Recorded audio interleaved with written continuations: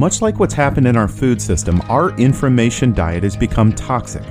The news and social media we consume is filled with half-truths, anger-generating sound bites, and mind-numbing nonsense that either spaces us out or riles us up, and it's all designed to lure us back for more.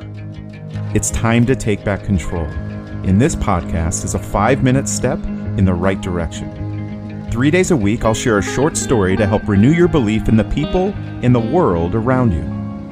Monday, a story from the past. Wednesday, the present. And Friday, you'll head into the weekend with a story to keep you optimistic about our future. Hi, I'm Chris. Welcome to My Good 3. All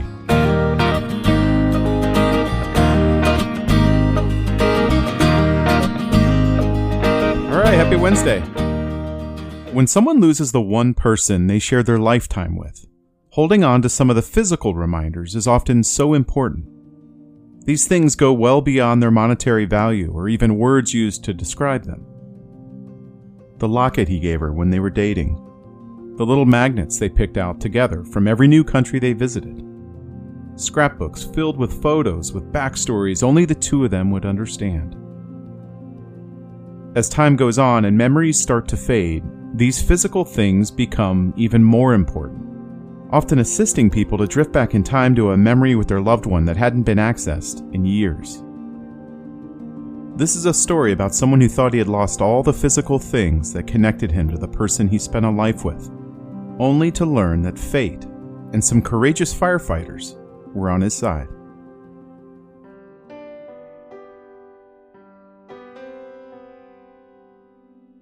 Dr. Tony Nesburn is a retired doctor who has spent the majority of his life in the Pacific Palisades neighborhood of Los Angeles. It was where he and his wife, Christina Kenny, who went by Crissie, raised a family and then stayed in the home to enjoy retirement together. One of the most incredible parts of the house was the back deck, which provided Tony and Crissie a place to get away from it all with a calming, breathtaking view of the Pacific Ocean. Unfortunately, in 2024, they lost Crissie. After she passed, Tony knew it was probably appropriate for him to downsize into a smaller home, but he struggled to part ways with the place that housed a lifetime of memories.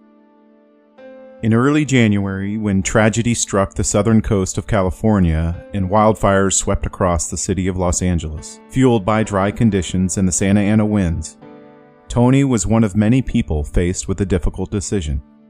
The fire was too intense. There was no sign of it letting up, and it was coming dangerously close to his property.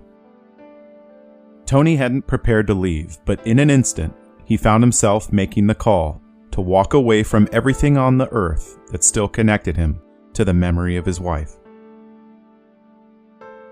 It wasn't until 2 weeks later that he was able to return to see if there was anything left of his property. As he drove down the street to the sight of nothing but rubble and debris, he was rendered speechless to find his home was one of the only homes in the neighborhood still standing. He managed his emotions, walked up to the front of the house, and paused. He noticed a pink ribbon was attached to the side. He looked down at the mailbox and for some reason opened it. He was surprised to find a handwritten letter. It read, "We are so sorry for the devastation your neighborhood has endured. It's truly heartbreaking, and we can only imagine the toll it has taken on everyone affected. It brought us great relief to see that we were able to save your house. The house to the right of yours was completely on fire and burning the fence, about to catch your house on fire. We stopped the fire from burning through your side door and kept the fire from your deck and roof. Since then, our amazing team has found solace on your deck, gazing out at the beautiful Pacific Ocean. It has offered a moment of calm amidst the chaos.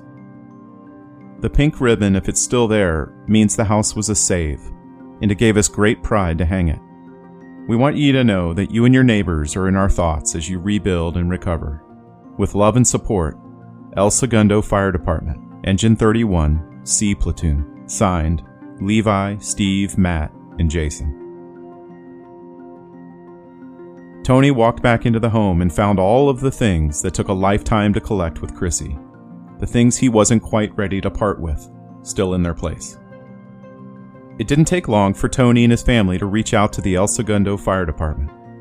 When they finally met up, the firefighters shared photos of themselves in their gear, taking a break on Tony and Crissie's back deck. In the background of the photos was this ethereal glow caused by the combination of smoke and sun, almost as if the firefighters were surrounded by an energy that was helping them protect this one house that provided some calm amidst the chaos. A home filled with memories that maybe weren't quite ready to disappear.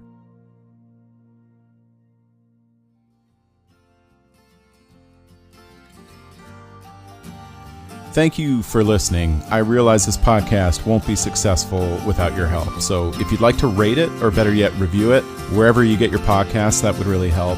And if you're on Instagram, go to @mygood3, THREE, to vote each episode up or down. I'm also excited to read more Good 3 stories from listeners. So just go to our website, mygood3.com, and submit a story of your own from the past, present, or future, or all three, and maybe I'll use it in an episode.